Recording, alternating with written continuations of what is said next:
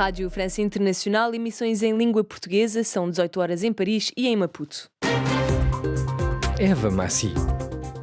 Em foco na atualidade desta segunda-feira, 28 de agosto, em Moçambique arranca hoje a maior feira de negócios do país, que conta com cerca de 3.000 empresas moçambicanas e estrangeiras.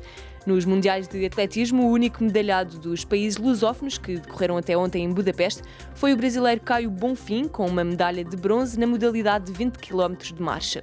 O jornal começa agora sob controle técnico de Mussalho Chile. Maputo 105 FM. E começamos pela atualidade africana. Em Moçambique arrancou hoje a Feira Internacional de Maputo. O evento decorre no distrito de Marraquém, província de Maputo, sul de Moçambique, e junta pouco mais de 3.000 empresas, entre nacionais e estrangeiras, e que têm nesta uma oportunidade para firmar parcerias e fazer negócios. Uma reportagem de Orfeu Lisboa. O chefe de Estado moçambicano inaugurou a maior feira de negócios do país e aos participantes lançou um desafio para a melhoria do ambiente de negócios e a atração de investimentos. O mundo quer muito mais para poder investir. Falei agora dos investimentos que devem ser feitos em Moçambique, mas para tal é preciso melhorarmos o nosso ambiente. O nosso setor econômico, que inclui os promotores e facilitadores, precisa de melhorar o seu ambiente de negócio. E este compromisso não depende de um único setor, portanto depende de nós todos aqui. O país detém enormes potencialidades e em diversas áreas. A Feira de Ricacha é uma fotografia que evidencia que a nossa economia é plenamente viável e pronta para colocar o seu potencial na economia regional, continental e global. Mais de 3.000 empresários internacionais e estrangeiros participam da 58ª edição anual da Feira Internacional de Maputo, que decorre até o dia 3 de setembro, sob o lema Industrialização, Inovação e Diversificação da Economia Nacional. De Maputo para a RFI, Orfeu Lisboa. E ainda em Moçambique, o país anunciou na semana passada a eliminação do líder do terrorismo no país, o moçambicano Bonomad Mashoud Oma, considerado o líder do grupo radical Estado Islâmico em Moçambique. Nesse mesmo dia, o diretor executivo do Instituto do Desenvolvimento Económico e Social, Fidel Terenciano, encontrava-se em Mocímboa da Praia e descreve a reação das populações quando receberam a notícia. Pessoas, mulheres, homens, jovens, muito felizes de que isso finalmente terminou, porque também eles tinham encarnado esse conflito como um conflito deles, ou seja, se no passado muito recente há informações de que a população apoiou o conflito, apoiou, guardou, portanto, boa parte dos jovens que estavam na insurgência, mas chegou um segundo momento que eles já não tinham aquele alvoroço, aquela força toda de continuar a apoiar esse conflito. Razão pelo qual havia um sentimento de cansaço e por via disso não havia a hora desse conflito terminar. E a eliminação de um líder significa essencialmente a amenização de um lado do conflito, mas do outro lado a ganhagem de coragem, não só das populações, mas também das forças de defesa e segurança. Quando um líder morre, normalmente sempre há uma cascata em 3 dimensões. Tem o primeiro líder, tem o segundo líder e tem o terceiro que realmente poderá ilustrar o fim do conflito. Quando nós tivemos o conflito civil em Moçambique, primeiro tivemos a morte do Machangaís, depois tivemos a morte do Afonso Dhlakama e só com a morte do Nhongo é que realmente nós tivemos algum tipo de pacificação no centro do país. Ouvimos o diretor executivo do Instituto de Desenvolvimento Económico e Social, Fidel Terenciano, ao microfone de Lígia Anjos, numa entrevista que poderá ouvir na íntegra depois deste jornal. Bissau 94 FM. Em França, o presidente Emmanuel Macron presidiu hoje em Paris a abertura da Conferência dos Embaixadores. O chefe de Estado admitiu estar-se perante um enfraquecimento do papel do Ocidente no mundo. Quanto à situação no Níger, expirou o prazo de 48 horas dado pela junta militar para a saída do embaixador francês, ordem que este não acatou. Emmanuel Macron saudou o papel de Sylvain Ité, o embaixador em Niamey. Ouçamo-lo. La France est A França e os diplomatas que vós sois foram confrontados nos últimos meses com situações particularmente difíceis. Caso do Sudão, onde a França foi exemplar, incluindo na organização da saída de muitos cidadãos nossos e de outras nacionalidades.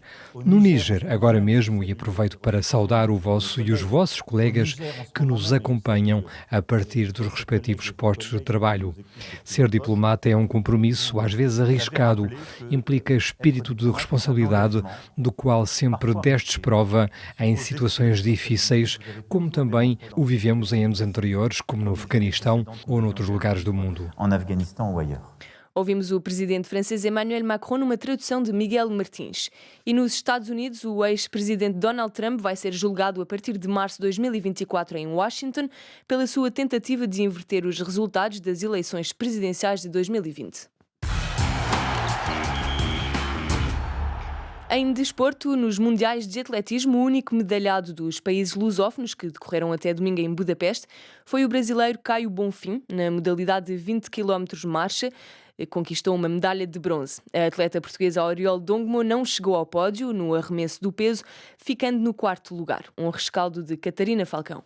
Muitos atletas conseguiram o seu passe para os Jogos Olímpicos de Paris nos Mundiais de Atletismo que decorreram nas últimas 2 semanas em Budapeste, na Hungria. No entanto, os atletas lusófonos não se destacaram numa competição que foi dominada novamente pelos norte-americanos, com esta equipa a conseguir um total de 29 medalhas. A Jamaica conseguiu 12 e o Quénia levou 10 medalhas para casa. Para o Brasil, foi a única medalha dos lusófonos, com Caio Bonfim a conquistar a medalha de bronze na prova dos 20 km da marcha. Já a portuguesa, Oriol Dongmo, campeã mundial de pista coberta, teve mesmo a terceira melhor marca no lançamento do peso, mas acabou por ficar em quarto lugar por critérios de desempate.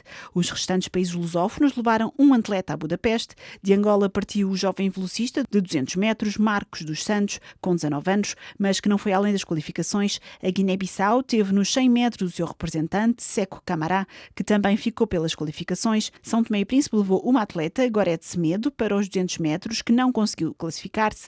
Já a participação de Moçambique foi nos 100 metros, com Anísio Pereira a ficar-se pelas qualificações. O atleta de Cabo Verde foi Samuel Freire, que competiu nos 5.000 metros, mas também não se conseguiu classificar.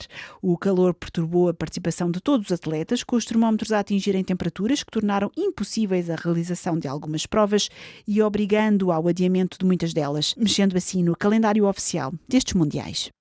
E no Campeonato Mundial de Basquetebol, as duas seleções da África lusófona, Angola e Cabo Verde, venceram os primeiros jogos. Os cabo-verdianos estrearam-se na prova, arrecadaram um primeiro triunfo na história, com uma vitória por 81-75 frente à Venezuela.